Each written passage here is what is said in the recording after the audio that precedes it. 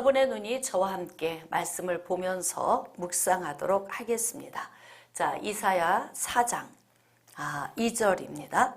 그날에 여호와의 싹이 아름답고 영화로울 것이요 그 땅의 소사는 이스라엘의 피난한 자를 위하여 영화롭고 아름다울 것이며, 하나님께서 주신 예언의 말씀. 자, 예언의 말씀은 대부분 이제 하나님의 말씀을 버린 이스라엘 백성들에게 주시는 징계에 관한 부분이고요. 자, 이제 징계로 끝나는 것이 아니고 그 다음에 이어서 반드시 하나님의 말씀이 우리에게 주시는 건 회복입니다. 그래서 예언자를 통해서 주시는 말씀이 멸망과 회복이 계속 교차되는, 그래서 이게 사이클이 도는 말씀으로. 자, 이제 4장 2절부터는 예수 그리스도를 통한 회복에 대한 예언의 말씀이 짧게 기록이 되어 있습니다.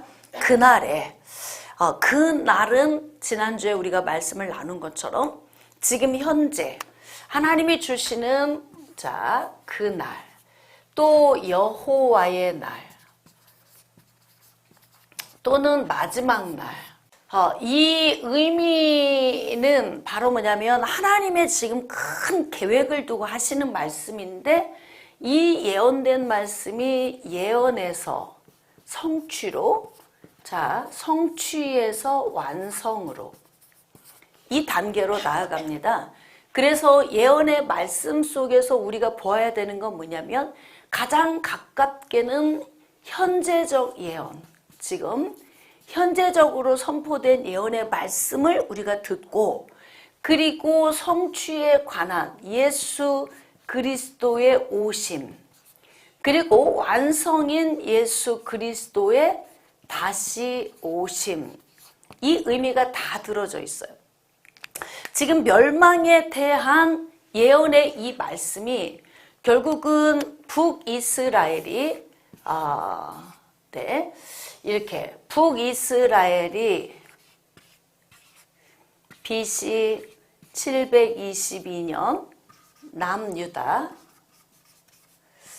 BC 586년 아수르를 통해서 북이스라엘이 멸망되고, 남유다는 바벨론을 통해서 멸망이 되는데, 지금 이사야 선지자가 활동한 시기가 언제냐면 BC 740년에서 BC 681년, 이때 거의 대부분 60여 년의 긴 시간 동안에 이제 예언의 말씀을 선포를 했어요.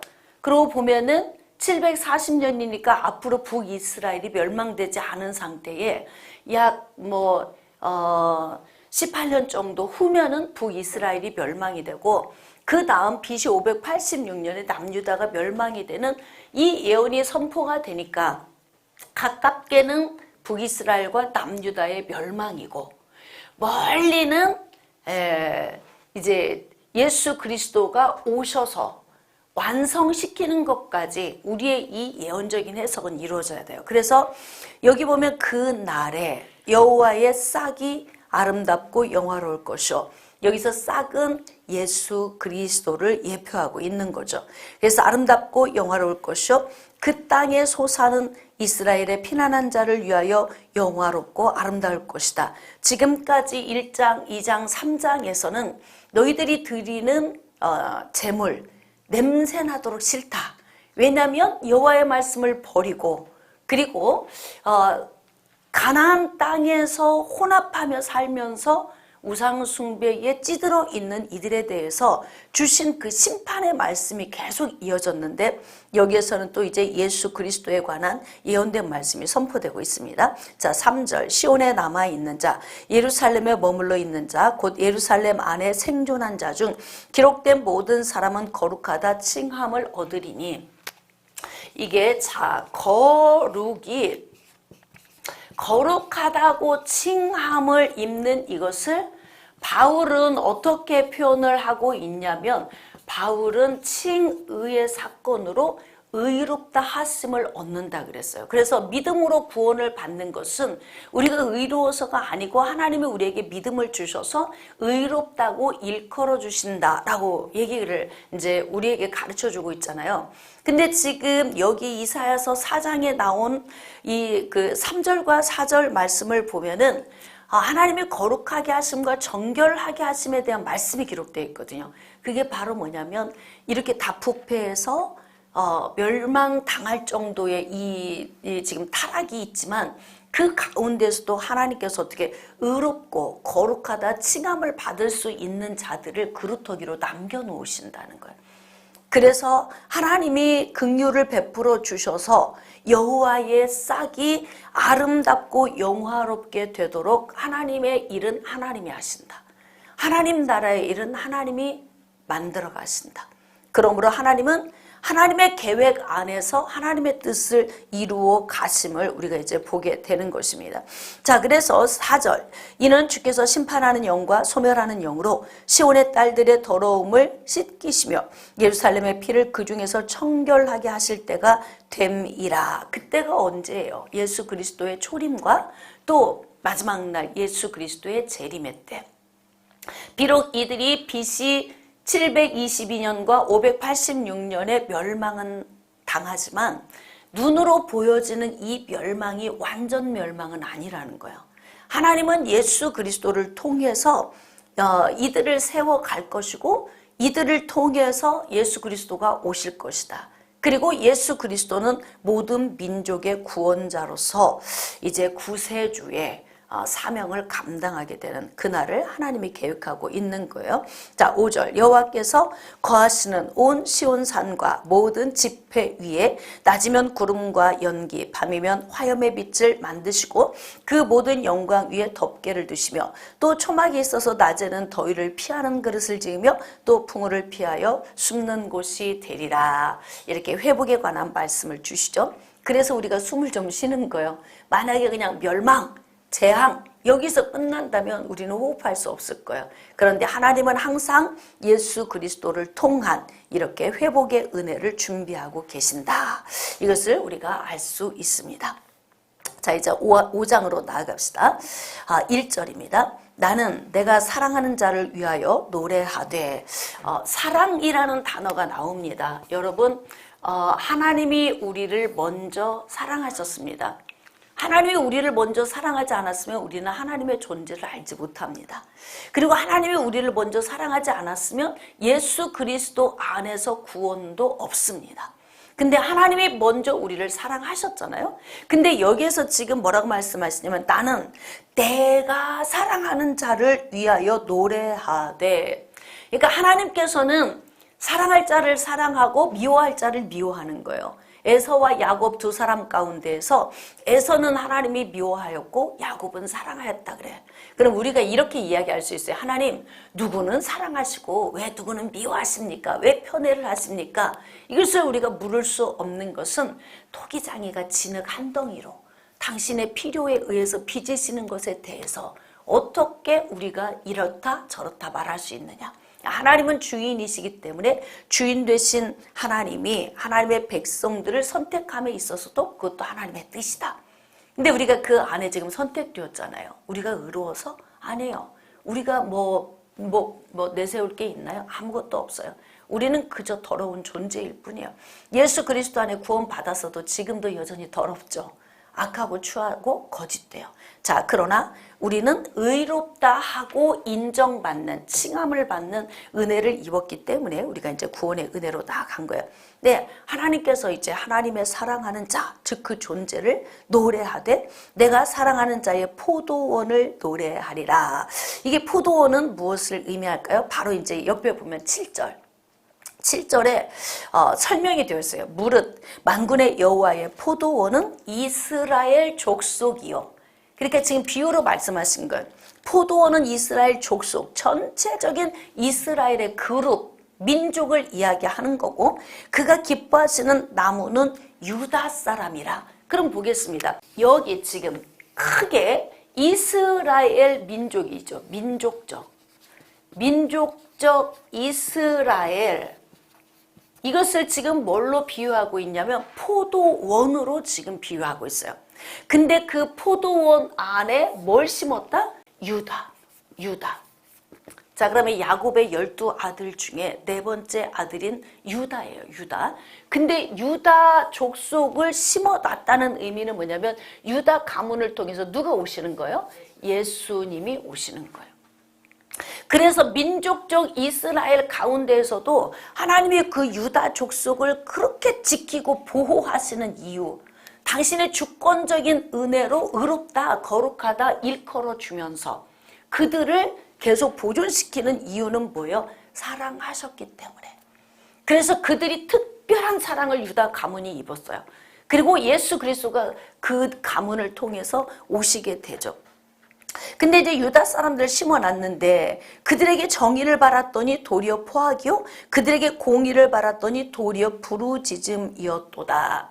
야곱의 12아들 가운데서 네 번째 아들인 유다 가문을 통해서 오실 여자의 후손인 예수 그리스도를 준비해 놓고 너희들이 거룩하게 구분되어 예수 그리스도의 거룩한 통로가 되어라. 이렇게 하나님은 목적을 가지고 유다 가문에 복을 주셨고 그들을 보존시켰는데 그들이 어떻게 했다는 거예요? 포악과 불의의 삶을 일삼았다. 이렇게 말씀하시는 거예요. 다시 말하면 하나님의 백성들 유일하게 마지막 보루, 마지막 기대감이었던 유다 족속까지도 이렇게 타락을 했다. 근데 지금 이게 이제 또 우리가 좀 생각해 보면 지금 이사야 선지자가 BC 740년부터 예언을 하면서 아직 BC 586년까지는 긴 시간이 아직 좀 남아 있어요. 근데 이 남유다를 향해서 이 타락상을 지금 고발하고 있다고요. 이사야 선지자를 통해서. 그럼에도 불구하고 남유다 백성들이 회개하고 돌아오지 않는다는 거. 이게 이제 문제라는 거죠. 이사야 선지자를 통해서 멸망될 수밖에 없는 남유다 백성들에 대한 하나님의 이 절규가 느껴지는 거예요. 얼마나 악하면. 특별히 온 인류를 구원하기 위해서 창세기 3장 15절에 하나님께서 예언해 놓으신 이 말씀의 성취와 완성을 위해서 특별히 포도원, 즉 민족적 이스라엘 안에 유다의 포도나무를 심어놨다는 거예요. 근데 너무 더럽게 타락해 있다. 이 부분을 우리가 하나님의 심정으로 이 말씀을 들으면 지금 하나님의 백성들인 우리의 심령의 상태를 우리가 한번 좀 들여다볼 수 있는 거예요. 자, 2절 말씀입니다. 땅을 파서 돌을 제하고, 자 이제 비유적인 의미인데요. 땅을 파서 돌을 제했다는 게 뭐예요? 극상품 포도나무인 유다를 심으려고 이 땅에 있는 돌을 다 거치는 모든 것들을 다 뽑아냈다는 거예요. 그 이야기가 뭘까요? 가나안 땅을 정복하게 하실 때 여기에 몇 족속이 있어요? 원주민이? 원주민 7족속이 있었잖아요. 이 7족속을 돌에 비유를 한 거예요. 거친 땅으로 들어갔는데 여기에 농사를 지으려니 막 돌짝밭인 거야. 그러니까 어떻게 다 제한 거예요. 그러니까 원주민이 7족속이 살고 있는데 그들이 숭배하고 있는 이 우상덩어리가 너무나 무시무시한 거지. 그러니까 하나님께서 7족속을 서서히 멸하게 하셨고 그들이 숭배했던 우상까지도 다 제하게 하시는 그 은혜를 하나님이 주신 거 아닙니까? 그러면서 모세에게 시내산에서 율법으로 주실 때에 이 땅에 들어가서 혼합하지 말아라. 우상 숭배하지 말아라. 너희의 아들을 그들의 딸들과 혼합시키지 말고 거룩하게 구분된 삶을 살아라. 이거잖아요. 여러분 진짜 우리가 이렇게 살아가다 보면은요. 그 이단들의 교회들이 얼마나 지금 왕성해집니까? 이게 교회가 쭈그러든다. 여기에 우리가 가슴 아파만 하지 말고 이단이 왕성하게 지금 부흥이 되고 있다는 이야기는 사람들의 지적 수준이 분별력이 없어지고요. 타락상이 그만큼 급속도로 가속된다는 거. 이단이 창궐해지는 것은. 왜냐하면 사람들이 머릿속의 생각에서 분별력이 떨어지고 있다는 거거든요. 참 진리 안에 들어오지 못하고 있어요. 그러니까 이단은 계속 성장해 가고 있고 정통교회는 계속 무너져 가고 있다. 어찌 보면은 정통교회가 무너지는 것 때문에 우리가 가슴 아파하지만 하나님은 이 시대에 구원할 자를 노아의 가족 8명 하나님이 예정해 놓으신 것처럼 그런지도 몰라요. 그만큼. 그러니까 제가 목회하면서 느끼는 게 뭐냐면 어쩜 말씀으로 그렇게 훈련을 받고 그렇게 사랑을 많이 받았음에도 어떻게 그렇게 강팍할 수 있나. 목회에 회의가 안 올 수가 없어. 그 정도로 인생들이 강팍해요. 뭐 예수 막 30년 믿고 막 모태신앙인이라고 이야기하고 뭐 나는 얼마큼 기도했다고 말하는데 삶에서는 하나도 열매가 나타나지 않는. 그러니까 주의 종이 이것도 몸부림 쳐서 될 문제는 아니구나. 각자 하나님과 1대1의 신앙 안에서 이게 세워지지 않으면 안 돼. 그래서 어떻게 했냐면 돌을 제하고 가나안의 7족속을 제하고 그들이 숭배하고 있는 우상을 다 무너뜨리고 타파하고 어떻게 했냐 극상품 포도나무를 심었대.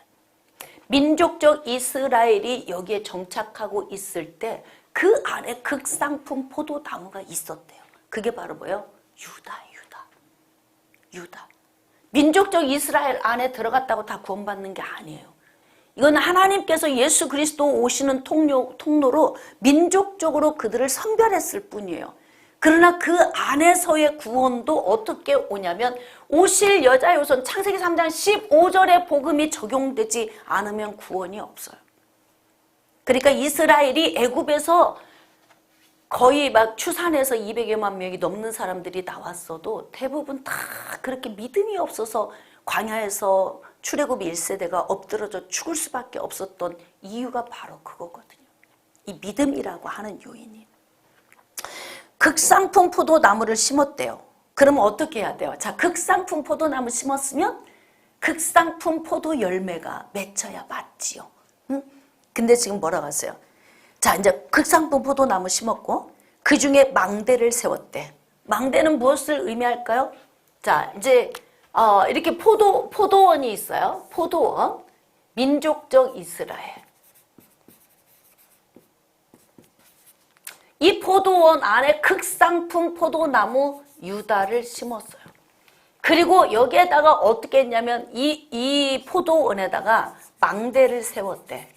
망대를 세웠다는 건 뭐예요? 여기 중앙에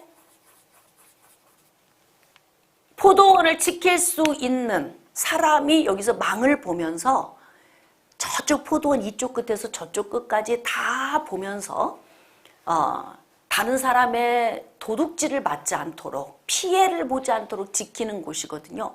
중심지인 거예요. 이게 이 포도원을 지키는 요인이 돼요. 자, 그럼 이 망대는 뭘 의미할 것 같아요? 하나님의 말씀. 하나님의 말씀. 율법의 말씀을 주셨잖아요. 그렇게 망대를 세웠어요. 그리고 그 안에 술틀을 팠대요. 그러니까 이건 뭐냐면 전체적으로 민족적 이스라엘이 가나안 땅에 들어가서 정착하는 이 모든 과정의 계획이 결국 어떻게 했다? 하나님의 기쁨이고 하나님의 누림이다 이 말이에요. 하나님의 목적이고. 그래서 여기에 보면은 이제 술틀을 판 이유는 뭐예요? 술틀은 포도 열매를 짜고 즙을 만들어서 포도주를 만들기 위해서 준비를 해놓은 거 아니에요? 포도주를 만드는 이유는 뭐예요? 누리기 위함이라고. 누림. 막 먹고 마시며 기뻐하고 즐거워하기 위한 누림이에요. 그러니까 하나님께서 이렇게 가나안 땅으로 민족적 이스라엘을 보내고 그 안에 극상품 포도나무인 유다를 심어 놓고 망대를 세워서 말씀의 중심으로 이들을 이끌어 가시려고 했던 하나님의 궁극적인 목적은 하나님의 기쁨을 위한 것이었다. 이게 하나님의 목적이었죠. 자, 3절. 예루살렘 주민과 유다 사람들아 구하노니 이제 나와 내 포도원 사이에서 사리를 판단하라. 자, 하나님과 이스라엘 가운데에서 판단하래. 누구에게 말하는 거예요? 극상품 포도나무에게 말하는 거예요. 유다 사람들에게. 멸망이 가까워 오고 있다. 그러니까 너희들 여기에서 지금 판단해. 나와 민족적 이스라엘 안에서 같이 타락해 가고 있는 이 상황에서 유다로서 내가 너희들을 향해 세운 이 목적 안에 다시 유턴하고 돌아와 서라. 지금 이렇게 명령하고 있는 거잖아요. 그래서 어떡하냐? 사리를 판단하라. 사리 판단. 여러분 참 이 분별력이 중요해요. 아니 나는 참 이해가 안 되는 게 뭐냐면 예수 오래 믿고 또 한 교회에서 오랜 세월 신앙생활 했잖아. 누군가 무슨 얘기하면 경우 없는 얘기하면 따끔하게 혼내서 못하게 해야 되는데요. 같이 흔들려. 왜 그러는 거예요? 그러니까 성숙이 안 되는 거예요. 좀 믿음이 연약한 사람들이 잘못된 얘기하면 호되게 나무라고 아닌 건 아니고 이렇게 해야 되는데 그냥 입술리는 거예요. 그냥 입술리는 거예요. 그러니까 지금 하나님이 보실 때도 이 유다 백성들이 민족적 이스라엘 안에 취해가지고 그냥 휩쓸려 타락한 이 모습 보시면서 하나님의 마음은 어떠신가? 분별력 가지라. 판단하라. 분별하라. 지금 이거 우리에게 요구하고 계신 거잖아요. 내가 포도원을 위하여 행한 것 외에 무엇을 더 할 것이 있으랴. 내가 좋은 포도 맺기를 기다렸거늘 들포도를 맺으면 어찌 됨인고. 극상품 포도나무 심어놓고 그곳에서 극상품 포도 열매를 기다리고 있었는데요. 어떻게 했냐? 진짜 들포도를 맺었다. 들포도. 배나무는 배나무인데 열렸는데 돌배야. 감나무는 감나무인데 교암 조그만 하나 이렇게 열려서 정말 가치도 없고 먹을 수도 없는 열매를 맺은 유다를 바라보시면서 하나님이 하시는 말씀, 나는 극상품 포도나무 심었다. 그러면 이 말씀을 지금 우리에 비유하면 저와 여러분은 극상품 포도나무인 거예요. 그러면 어떤 열매를 맺어야 돼? 에? 뭐 돌배 같은 교암 열매 같은 이런 것을 맺는 것이 아니라 극상품 포도 열매를 맺어야 되지 않겠습니까? 그런데 이거 예수님이 죽을 수밖에 없는 이유가 묻지도 따지지도 않으시고 그냥 죽으신 거예요. 왜냐하면 물어도 안 되고 따져도 통하질 않아. 알아듣지도 못해요. 그래서 우리 인생의 삶 가운데 우리는 유다 아닙니까? 유다. 민족적 이스라엘 안에 특별히 극상품 포도나무로 우리를 구별해 놓으셨다고요. 그게 바로 뭐예요? 하나님의 백성. 그거는 하나님이 주권적으로 창세 전부터 우리를 예정하셨고 작정하셨잖아요. 그러면 어떻게 해야 되냐면 우리는 극상품 포도나무로 심겨진 자이기 때문에 극상품 포도 열매를 맺어야 되는데요. 들포도 열매를 맺는 거예요. 따서 먹을 수가 없어. 어떻게 극상품 포도나무로 나를 구분해 놨는데 내 삶에서는 이렇게 들포도만 맺히는가? 과연 우리가 우리 자신을 이렇게 볼 수 있느냐 이 말이에요. 내 삶에서 들포도를 맺히고 있지만 자기만 모른다. 그것을. 그러니까 나이를 먹어도 성숙되지 않는 그런 극상품 포도나무, 아무리 세월이 지나고 물을 주고 비료를 주고 사랑으로 가꿔도 들포도를 맺는 이러한 열매 맺음의 결과는 뭐냐? 멸망밖에 없어요. 결과는 멸망밖에 없는 거예요. 그러니까 지금 멸망을 하나님이 계획 세우신 거죠. 그리고 뭐냐면 나 멸망시키고 싶지 않아. 그러니까 극상품 포도나무 열매 맺도록 어떻게 하라는 거예요? 유턴하고 돌아와서 기름진 삶을 살면서 좋은 열매 맺어라. 지금 그 얘기잖아요. 근데도 못 알아듣고 안 돌아와요. 자, 그랬더니 들포도를 맺으면 어찌 됨인고 탄식의 소리죠. 자, 5절. 이제 내가 내 포도원에 어떻게 행할지를 너희에게 이르리라. 하나님의 계획.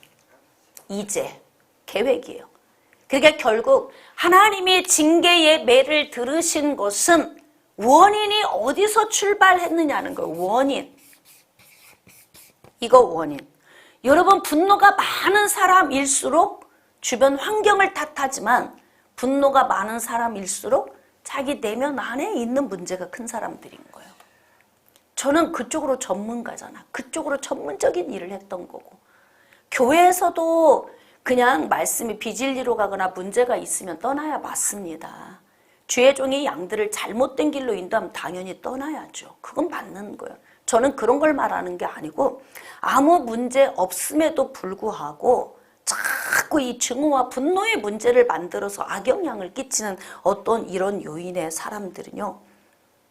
지금 이제 5절 말씀을 적용해야 되는 거야. 이제 내가 내 포도원에 어떻게 행할지를. 포도원이 어디예요? 포도원 이스라엘 족속.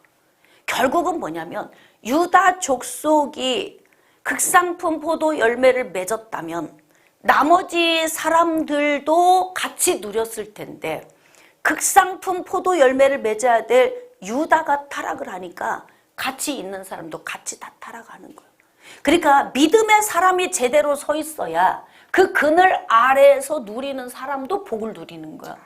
근데 유다가 무너지면 그 그늘 아래 있는 사람들이 다 무너지게 되는 거예요. 그래서 우리가 이 원리를 보자면 하나님의 징계의 매를 들으시려고 하는 이 목적이 뭐냐면 극상품 포도나무 때문에 문제가 온 거예요. 그래서 우리는 진짜 구원받은 하나님의 백성들이 정신 차려야 돼요. 여러분, 아마 성도들이 막 100명, 200명이 있다 하더라도 그 가운데서 한 5명 구원받았을 수도 있어요. 맞죠? 극상품 포도나무가 5그루 정도밖에 없을 수도 있어. 근데 극상품 포도나무 5그루가 나머지 100그루, 200그루를 보존시켜주는 기둥이 되어야 된다는 거예요. 그래서 잘못된 건 따끔하게 혼내고 뭔가 바로잡아갈 수 있어야 되는데 그게 안 되면 문제 아닙니까? 그럼 같이 무너지는 거예요. 그래서 극상품 포도나무에게 하나님께서 이렇게 호되게 대가를 치르게 하시는 이유가 거기 있는 거예요. 책임감이에요. 책임감. 내가 그 울타리를 걷어 먹힘을 당하게 하며 이거 얼마나 두려운 일이에요. 울타리 걷어버리신다잖아요. 그럼 울타리 걸으면 어떻게 되는 거예요? 여러분 생각해 봅시다. 여리고 성읍 이들이 가나안 땅을 정복할 때에 요단 동편에서 서편으로 갈 때 첫 관문이 어디였어요? 여리고 성읍. 여리고 성읍이었는데 하나님이 이 여리고 성읍을 정복하게 하실 때에 가장 먼저 하신 게 뭐예요? 성벽을 무너뜨리신 거예요. 울타리 무너뜨리면 끝난 거예요. 그렇지 않나요? 보호막이 없는데. 근데 지금 하나님 뭐라고 말씀하시냐면 울타리를 걷어 먹힘을 당하게 한대. 보호막 싹 다 없애버린대. 그 말인즉슨 난 앞으로 너희의 보호자가 되지 않을 거야. 네, 그 말인 거죠. 그래서 그 담을 헐어서 짓밟히게 할 것이요. 그러면 이 말씀만 읽으면 하나님은 잔인하죠. 하나님은 막 전쟁을 좋아하죠. 이렇게 이야기하시면 안 돼요. 맞을 짓을 안 하고 살아야 매를 안 맞는 거지. 근데 맞을 짓을 하고 살면 맞을 수밖에 없어요. 너무 답답하지 않습니까? 이제 그래서 제가 느끼는 거예요. 여러분, 사람과 사람 사이에 부족하고 연약하고 내 안에 악성, 독성, 부패성의 요인 예수 안에서 구원받았어도 이거 못 파네. 줄여가는 거예요. 그리고 주님이 부르시는 그날까지 우리는 말씀과 기도로 거룩함을 쫓아가고 하나님의 은혜로 마지막 날 부활의 은혜를 통해서 완전 구원으로 들어가는 거예요. 그러나 중요한 건 뭐냐면 우리 자신이 그렇게 범죄할 수밖에 없는 그런 죄인이지만 그래도 이제 좀 더 나은 열매를 맺어야 되지 않느냐 이거죠. 나은 열매를. 그래서 제가 그 예수님의 아주 그 처절한 그 마음을 느끼는 거예요. 그냥 침묵하고 가신 예수님. 묻지도 따지지도 계산도 안 하시고 그냥 도살장으로 끌려가는 어린 양처럼 잠잠하게 가셨다. 골고다 언덕에 오르실 때 예수님이 올라가실 때 침묵하고 올라가셨던 그거. 아, 그렇구나. 그렇구나. 이루 말할 수 없는 인간의 그 악성, 독성, 부패성의 이 요인이 그래. 침묵하실 수밖에 없다. 주권적인 은혜가 아니면 안 된다. 그러니까 저도 요즘에 그런 거죠. 그래, 예수님이 우리를 위해 침묵하고 죽으셨으니까 나도 이 말 저 말 주께 기도할 수가 없어. 어떻게 주님 왜요? 왜 이렇게 힘든 거요? 왜 그런 거요? 이것도 못 묻겠어요. 왜냐하면 죽으셨는데. 오죽하면 아이가 와서 엄마 이럴 때는 하나님께 엄마가 안 물으세요? 저분들은 왜 저러시나? 이런 걸 왜 안 물으시는 거예요? 난 물을 수가 없어. 예수님이 죽으셨잖아. 큰 사랑을 우리에게 주셨는데 어떻게 내가 주님께 이건 왜 그래요 저래요 나는 이렇게 못한다. 나는. 그래서 그냥 오늘도 그냥 주님 앞에 침묵하고 그냥 그래요. 이게 길이구나. 이게 지고 가야 되는 거구나. 그래서 그냥 가는 거다. 그냥 그러고 가는 거예요. 그러나 우리는 이런 말씀을 통해서 하나님의 우리 인생의 울타리를 걷어 먹힘당하지 않게 하려면 어떻게 해야 되냐면 극상품 포도 나무답게 극상품 포도 열매를 맺어야 돼. 그래도 좀 인간이 좀 멋지게 한마디를 해도 덕스럽게 누군가를 좀 살리고 회복되게 좀 얼마나 멋있어. 같은 값이면 살아도 맨 들포도 열매만 맺어. 그러니까 결국 BC 586년에 그냥 이방인들에 의해서 침입당하고 멸망당하게 되는 아주 황폐함을 경험하는 그런 이제 쓰라린 아픔이 이들 앞에 놓여 있어요. 이사야 선지자가 지금 예언하고 있고 이 일은 한 걸음 한 걸음 지금 다가오고 있어요. 그래도 아직 이들이 패부로 느끼지 못해. 6절 내가 그것을 황폐하게 하리니 다시는 가지를 지름이나 북을 돋우지 못하며 찔레와 가시가 날 것이며 내가 또 구름에게 명하여 그 위에 비를 내리지 못하게 하리라 하셨으니 기근을 말씀하시는 거예요. 그러니까 지금 하나님께서 삶 속에서 울타리를 다 삼킴당하도록 무너뜨리고 그리고 공격을 하시는데 그 공격의 방법이 뭐냐면 기근이라고 하는 방법이에요. 찔레와 가시가 땅에 나면 어떻게 돼요? 가시덤불과 엉겅퀴가 덮으면 아무리 수고의 땀을 흘리고 죽도록 일을 해도 열매가 많이 맺혀지지 않아. 근데 그런 땅이 되면서 어떻게 하냐면 구름에게 명해서 그 위에 비를 내리지 못하게 하리라. 비 안 오면 열매 맺혀지지 않거든요. 그러니까 하나님께서 이렇게 인생의 삶에 기근을 주시겠다 얘기를 하시는 거예요. 여러분 삶의 기근 만나지 않도록 하나님이 구름을 주셔서 비를 주시고 그 다음에 가시덤불과 엉겅퀴를 제하여 주셔서 복된 땅이 되게 하셔서 그곳에서 극상품 포도나무였던 데가 극상품 포도 열매를 맺을 수 있도록 사는 거. 제가 얘기하잖아요. 주변 돌아볼 필요도 없고 누구의 말에 흔들릴 필요도 없고 세상을 돌아볼 필요도 없어. 어떻게 하냐? 이 극상품 포도나무를 누가 만드신 거예요? 하나님. 극상품 포도 열매는 누가 맺어야 되는 거예요? 내가. 그러니까 결국 신앙은 뭐예요? 하나님과 나와의 1대1의 신앙인 거예요. 그러니까 우리가 우리 삶을 돌아봐야 돼요. 내가 나를 못 보면 결국 죽음이에요. 뭐 이 땅에서 사는 날 동안 그냥 우선 먹고 입고 마시고 쓸 게 있다고 그냥 복이다 이렇게 생각하면 안 된다고. 결국 여러분 광야에서 엎드러진 사람들의 특징이 뭐예요? 부정적이죠. 부정적인 사람의 특징이 뭡니까? 믿음이 없는 거예요. 그래서 엎드러져 죽은 거라고. 그러니까 당장 내가 먹고 마시고 입고 쓸 것이 있는 것으로 그 사람을 판단하는 게 아니라 그 사람이 긍정적인가 부정적인가 믿음이 있는가 없는가 그것으로 우리는 이제 분별을 하게 되는 거죠. 7절입니다. 무릇 만군의 여호와의 포도원은 이스라엘 족속이요 그가 기뻐하시는 나무는 유다 사람이라. 그들에게 정의를 바라셨더니 도리어 포악이요 그들에게 공의를 바라셨더니 도리어 부르짖음이었도다. 이게 뭐예요? 극상품 포도나무가 맺은 들포도 열매. 포악이다. 부르짖음이다. 결국 그것 때문에 멸망을 자초하게 되었다. 그렇잖아요. 자, 8절. 가옥에 가옥을 이으며 전토에 전토를 더하며 이 말이 뭐냐면 가옥에 가옥을 잇는다는 것은 집 한 채로 만족을 못해서 옆에 또 지어. 또 방 하나 또 넓혀. 베란다까지 터서 또 넓혀. 에? 그리고 난 다음에 이것도 부족하니까 두 채를 사갖고 터가지고 막 넓혀. 이런 식으로 가옥에 가옥, 전토에 전토. 토지를 또 사서 넓히고 또 사서 넓히고 결국 이건 뭐예요? 탐욕이야, 탐욕. 그래서 지금 하나님께서 이들이 악한 일에 대한 것들을 지금 하나님께서 다루실 때 하나님께서 6가지로 이 악한 일을 다루고 있어요.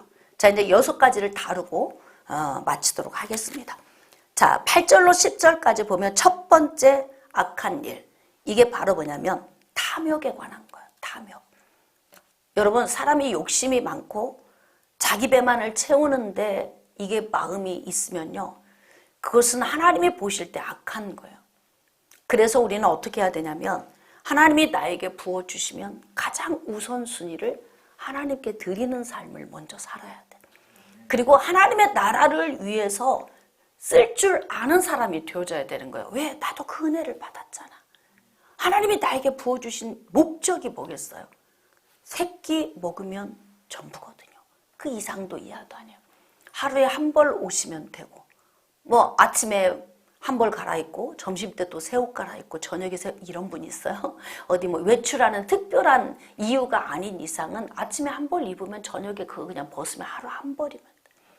신발 한 켤레면 되고 밥 3끼면 되고 그게 내가 먹고 마시고 입고 쓰는 일용할 양식의 전부예요.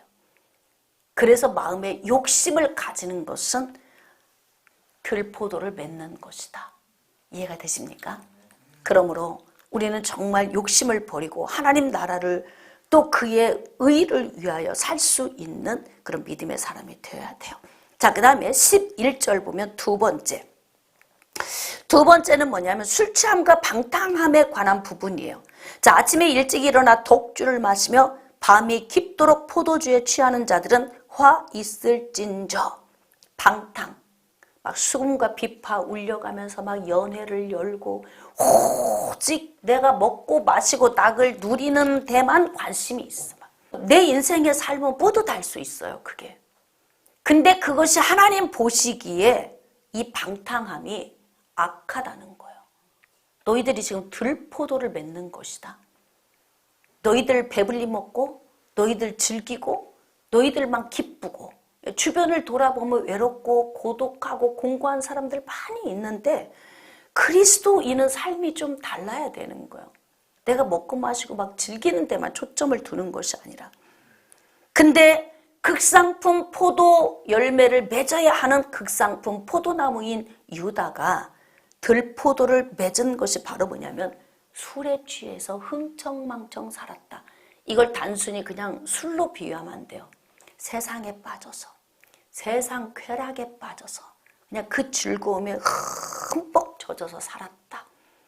그래서 어떤 사람들은 그러잖아요. 나 세상에서 조금만 더 있다 교회 간다 그래. 아직은 좀 늙어서 간다고 그래. 예. 참 그러다가 갑자기 어느 날 하나님이 부르시면 어떡할 거야. 영원히 꺼지지 않는 지옥 유황불에 들어가서 죽고 싶어도 죽을 수 없는 그곳에서 영원히 고통받아야 되는 이 어리석은 삶을 우리가 살아가고 있지는 않은지 좀 우리 자신을 점검해 봐야 됩니다. 자, 이제 그 다음 세 번째 18절로 19절.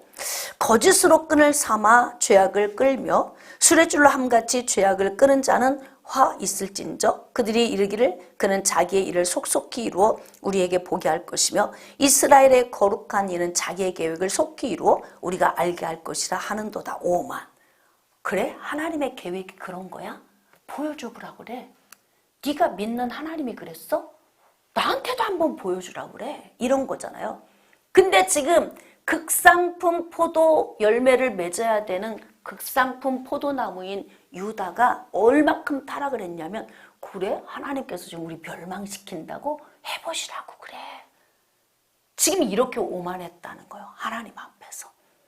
이게 바로 이들이 맺은 들포도 세 번째. 자, 이제 들포도 맺혔던 네 번째. 자, 20절로 나아갑니다. 20절. 악을 선하다 하며 선을 악하다 하며 흑암으로 광명을 삼으며 광명으로 흑암을 삼으며 쓴 것으로 단 것을 삼고 단 것으로 쓴 것을 삼는 자들은 화 있을진저. 자, 스스로 정당하게 여기는 어리석은 삶. 이것이 바로 들포도 네 번째입니다. 자기들이 막 정당해. 그래? 그러면 뭐 선하다 하면서 막 선을 악하다 하고 흑암으로 광명 삼고 광명으로 흑암 삼고 막 쓴 것으로 단 것 삼고 단 것으로 쓴 것 삼는 자. 이렇게 이들이 삶을 살면서 어떻게 하냐면 막 들포도를 맺는 삶을 사는 거예요. 막 뒤엉켜 있죠. 막 혼란스럽죠. 헷갈리죠. 막. 어떻게 악을 선하다고 그래? 그리스도인은 분별돼야 되지 않아요? 누가 부정적인 이야기하면 그건 부정적인 거야. 그런 말 하지 마. 근데 어떻게 선한 걸 악하다고 악한 걸 선하다고 해?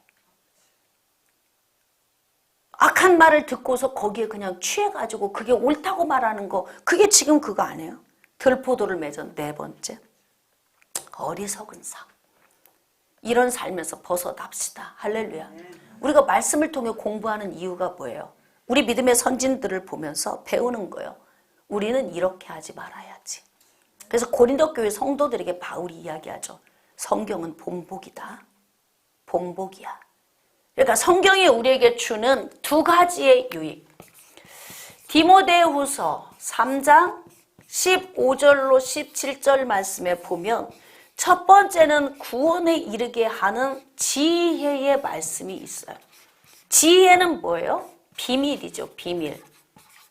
비밀을 깨닫는 게 지혜예요. 예수 그리스도에 대한 비밀이 숨겨져 있어요. 성경은. 그래서 우리는 그 가운데에서 구원을 얻게 되는 거고, 두 번째는 교훈과 책망과 바르게 함과 의로 교육하기에 유익해. 그래서 이 성경을 통해서 우리는 어떻게 해야 되냐면 본보기를 삼는 거예요. 왜 지금 우리에게 이 말씀을 주셔서 우리가 지금 이 말씀을 읽게 하는 거예요. 이거 말씀 접하면서 나를 보는 거예요. 본보기를 삼는 거예요. 그러면서 들포도를 맺었던 자들의 그 삶 속에서 나도 들포도 맺은 게 없나? 극상품 포도 열매 맺어야 되겠다. 이거 배우라고 지금 말씀 주시는 거잖아요. 본보기로. 그러면 이제 다섯 번째, 자만한 들포도. 21절 보겠습니다. 스스로 지혜롭다 하며 스스로 명철하다 하는 자들은 화 있을진저. 포도주를 마시기에 용감하며 독주를 잘 빚는 자들은 화 있을진저. 그들은 뇌물로 말미암아 악인을 의롭다 하고 의인에게서 그 공의를 빼앗는도다. 자만이라고 하는 들포도를 맺는 것은 멸망을 자초하는 것이다. 지금 이스라엘 백성들의 6가지 요인을 지금 계속 이사야 선지자는 나열하고 있어요.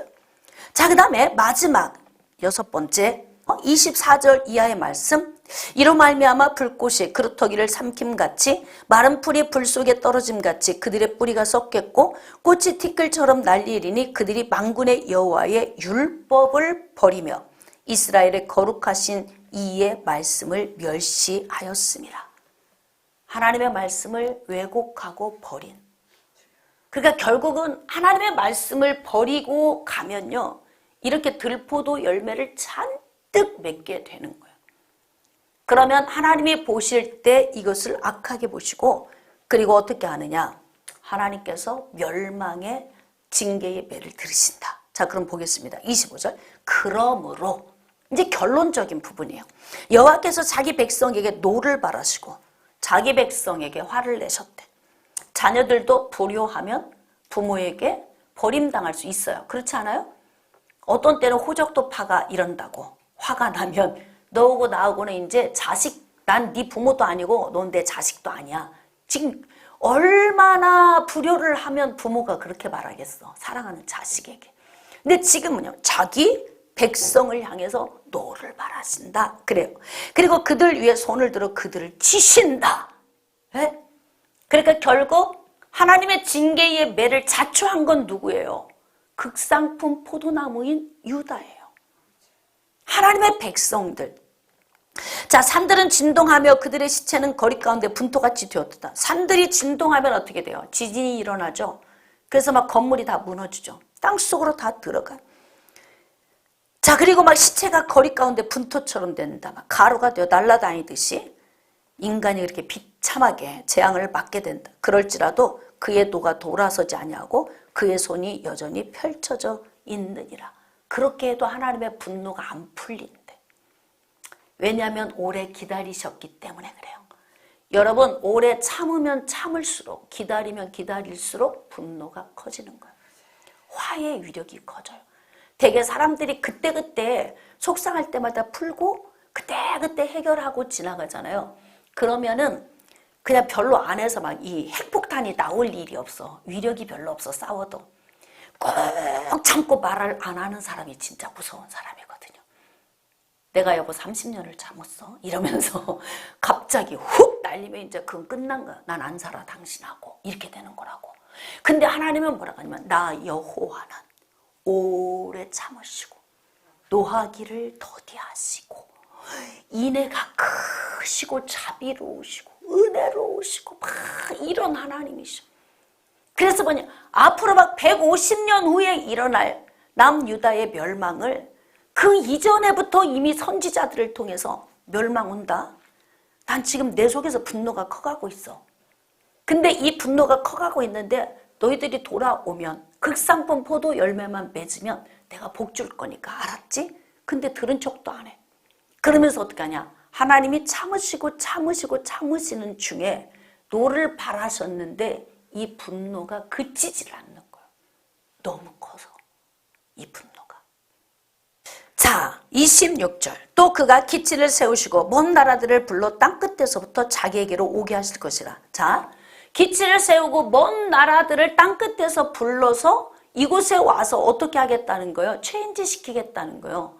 다시 말하면 전쟁을 통해서 멸망시키겠다. 그래서 아수르를 통해서 북이스라엘이 멸망되었고요. 바벨론을 통해서 아수르가 정복당했잖아요. 그러니까 이제는 바벨론이 남유다에 들어와서 이제 남유다를 멸망시킨 거예요. 이건 성취가 이루어진 거죠. 하나님의 예언은 변경될 수 있어요. 예언도 한번 볼까요? 예언도 특별 예언과 일반적인 예언이 있어요. 예언도 두 가지로 나눌 수 있는데 예언, 특별 예언. 그 다음에 두 번째는 일반적인 예언. 특별 예언은 구원에 관한 부분이고 구원에 관한 계획이고 구원의 요인에 필요한 요소들에 관한 계획이에요. 이 계획은 절대 바뀌어지지 않아요. 창세기 3장 15절에서 예언되었던 최초 복음, 창세기 3장 15절에 최초 예언된 여자의 후손을 비롯한 여자의 후손을 통해서 구원을 주시기 위한 아브라함을 부르시고 이삭을 부르시고 야곱을 부르시고 유다를 부르시고 그 다음 그렇게 해서 예수 그리스도가 오시는 일련의 모든 과정 중에 구원을 위해 계획된 것은 바뀌어지지 않아요. 근데 중요한 건 북이스라엘과 남유다가 멸망하는 건 특별 예언인가요? 일반적인 예언인가요? 일반적인 예언이에요. 왜 그럴까요? 이건 삶에 관한 부분이거든. 삶에 관한 부분. 내 백성이여 돌아오라 그러잖아요. 삶에서 배신하고 떠났으니까 돌아오라고 하는 거예요. 그러니까 일반적인 예언은 변경될 수 있어요. 어떻게? 예언의 말씀을 듣고 회개하고 돌아오면. 북이스라엘 멸망 안 당할 수 있고 남유다 멸망 안 당하고 고난 없이 예수님 오시는 때까지 복되게 살아갈 수 있어. 근데 결국은 이들이 유턴하고 돌아오지 않으니까 북방에서부터 나라가 오게 해서 어떻게 했다? 그들을 멸망시키고자 하는 하나님의 계획이 성취가 되는 거예요. 자, 27절. 그 중에 곰핍하여 넘어지는 자도 없을 것이며 조는 자나 자는 자도 없고. 이게 이방인들이 왔는데요. 곰핍해서 넘어지는 자도 없고 조는 자도 자는 자도 없대. 그만큼 강력하다. 그만큼 극상품 포도나무의 고통이 이루 말할 수 없다. 그 뜻이거든요. 대적자들이 이 정도 되니까. 자, 28절. 그들의 화살이 날카롭고 활이 당겨졌고 그들의 말굽은 부싯돌 같고 병거바퀴는 회오리바람 같대. 대적들의 위력. 이렇게 큰 위력의 무기를 통해서 하나님께서 어떻게 하겠다는 거예요? 극상품 포도나무, 들포도를 맺는 이 극상품 포도나무를 어떻게 하겠다는 거예요? 쓸어버리겠다. 지금 그 계획을 갖고 계신 거잖아요. 자, 30절. 그날에 그들이 바다 물결 소리같이 백성을 향하여 부르짖으리니 사람이 그 땅을 바라보면 흑암과 고난이 있고 빛은 구름에 가려서 어두우리라. 끝내는 멸망되리라. 그러니 올래 안 올래? 회개하고 오면 내가 계획 변경하고 안 그러면은 이거는 그냥 계획한 대로 이룰 거야. 그래서 우리는 항상 이렇게 성경 말씀은 예언은 멸망을 목적으로 주신 게 아니에요. 그러니까 일반적인 예언은 되게 일반적인 예언은 그 징계잖아요. 이 징계 예배. 잘 살면 그냥 복 주고 끝나는 거예요. 근데 안 돌아오니까 예언을 하는 거 아니에요. 계속. 근데 이 부분에서 어떻게 하느냐. 유턴하고 돌아오면 일반적인 예언은 변경돼. 바뀌어. 그래서 어떻게 하는 거예요? 멸망으로 가려다가 복으로 바뀌어지는 것. 이것은 선택, 인간의 선택에 의하여 하나님의 결정이 바뀌어질 수 있다. 특별 계획은 인간의 선택에 의해 주어지는 것이 아니고 하나님의 계획에 의하여서 성취되고 완성되는 것이다. 말씀을 좀 정리하겠습니다. 하나님께서는 극상품 포도나무로 유다를 선택하셨어요. 그리고 극상품 포도 열매 맺기를 바라셨는데 들포도 열매를 맺었다.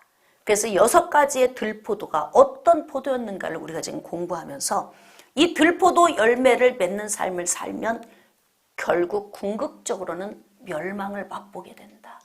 이게 지금 이 말씀의 요지인 것입니다. 자, 그러므로 우리는 어떻게 해야 되느냐?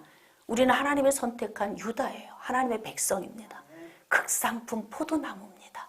그러면 정말 폼나게 살아야 되지 않아? 극상품 포도나무니까 극상품 포도 열매를 맺는 삶을 살아야 돼요. 예수 그리스도의 심장을 품고 하나님의 나라와 의를 위하여 사는 저와 여러분 되시기를 주님의 이름으로 축복합니다.